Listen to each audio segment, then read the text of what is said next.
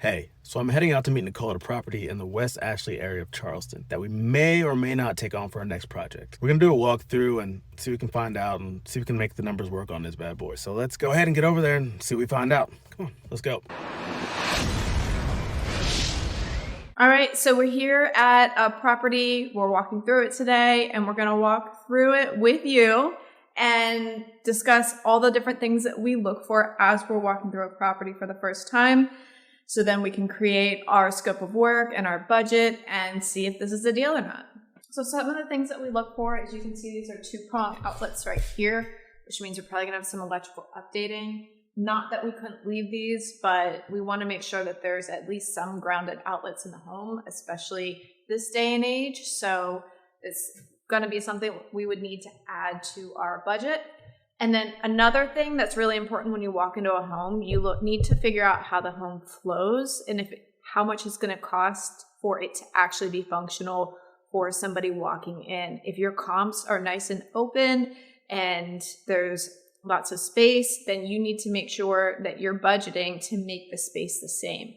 What I'm noticing right off the bat on this house is that it's very chopped up. So it will take some money just to be able to open up certain areas to give that feel so we can actually come up to the comps and where we need to be.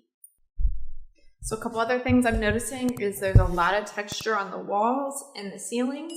Drywall work can get very costly. So I need to, again, check the comps to make sure that will withstand in our budgets, leaving this texture on the walls. Also, in addition to that, the floor is sloping in a few areas. It's very minor, but it's definitely showing me that we've got some crawl space work to do. And again, it's just another budget line that we need to add to the project. It's not a deal breaker, but it's definitely something we need to factor into our numbers and make sure it makes sense. So some things I'm noticing with the floor right now is it dips down here and you can actually see and feel it. But then also this door, see how it's not fully opening? And then also there's cracks in the wall right here.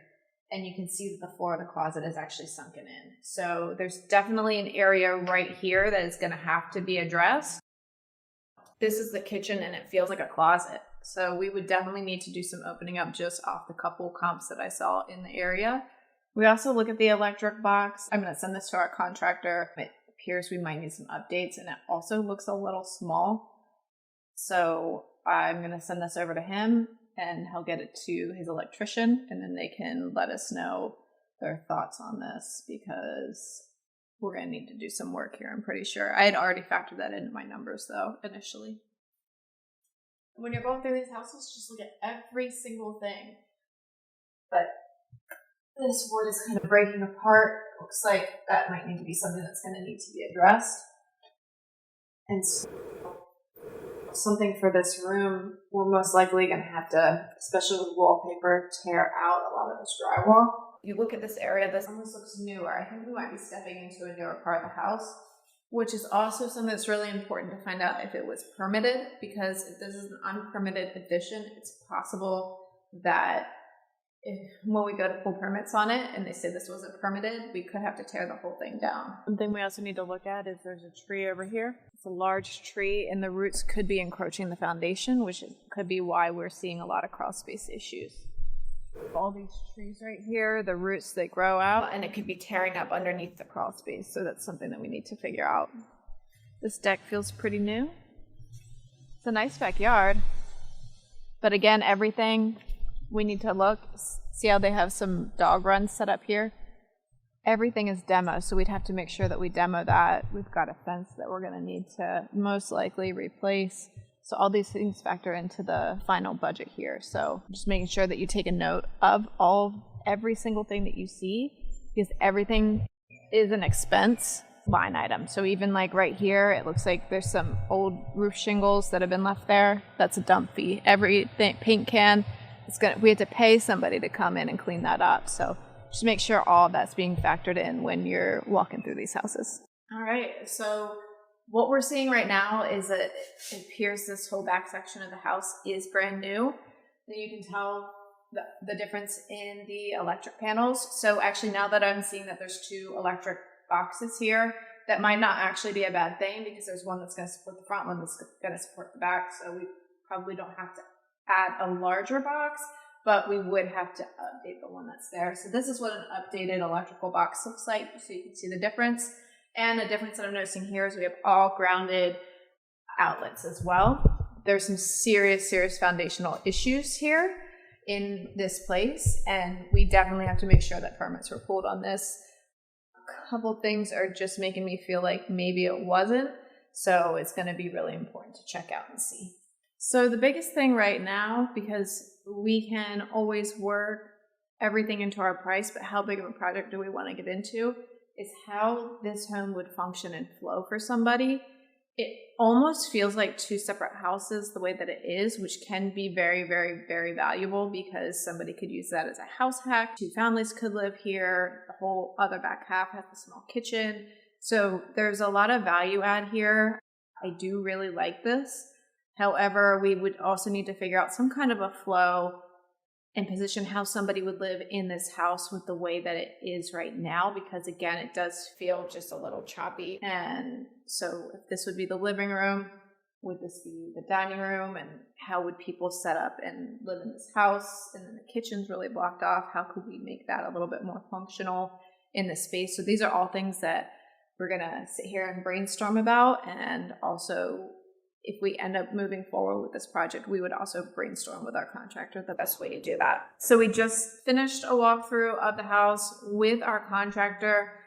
Normally we have a pretty good grip on pricing, but this one specifically, with all of the flooring issues, I wanted to get him on the phone just to start to ballpark some price, and so he had an idea of the scope. What we just learned is the back half of the addition, there's a crawl space where you can actually crawl underneath, which does make it easier for the people who are working on the crawl space to get under there, which in turn does help with the cost of repairing the crawl space. However, what we found out is this front part of the house, from what we can tell, has a crawl space that I don't think you can crawl in this crawl space under here. So we would have to actually go from the top of the floor down to fix the flooring issues in the house. So that does become a little bit more involved and a little bit more costly. But again, at the end of the day, it's a house. You've got your floor, you've got your walls, you close in your walls, paint. They're all the same at the end of the day. It's just what it's going to look like to repair it and if it's going to make sense for our numbers. Another thing that we discussed is this electric box in the front here is outdated and the whole front of the house isn't grounded. So we would have to factor in updating that electric box and the outlets. And I say have to, you maybe wouldn't necessarily have to. However, it is going to come up in inspection, and that was something that the contractor just pointed out again. It's like that's going to come up in contractor, and it could be a point of contention for the sale. So you always want to make sure that you're weighing your risks on that as well when you're coming in and saying, all right, I'm going to do this, I'm not going to do this.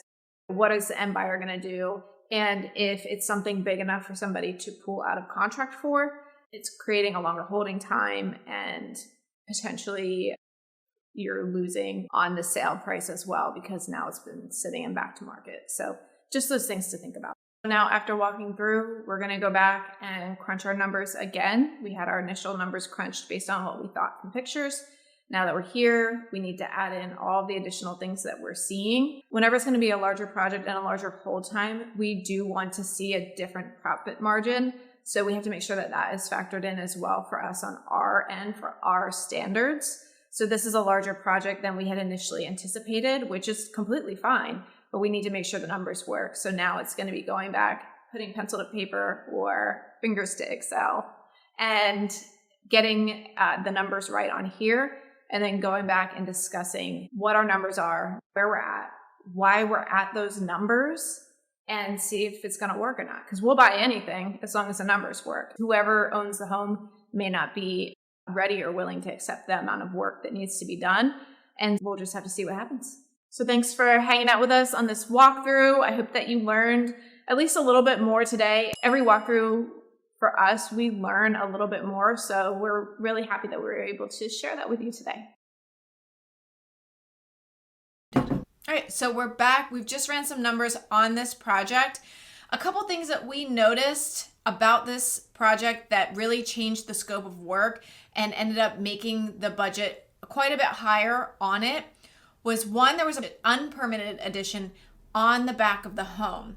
So in the video, we go through some of the sloping floors, but another thing that we address is the fact that the entire back part of the home doesn't have a permit. So we actually don't know what's going to happen when we would close on a home if there is an unpermitted addition on the back, especially one that didn't feel structurally sound. There would be a lot of work to get it up to where it needed to be. The city could potentially come in and say, hey, this isn't going to work. The whole thing needs to come down.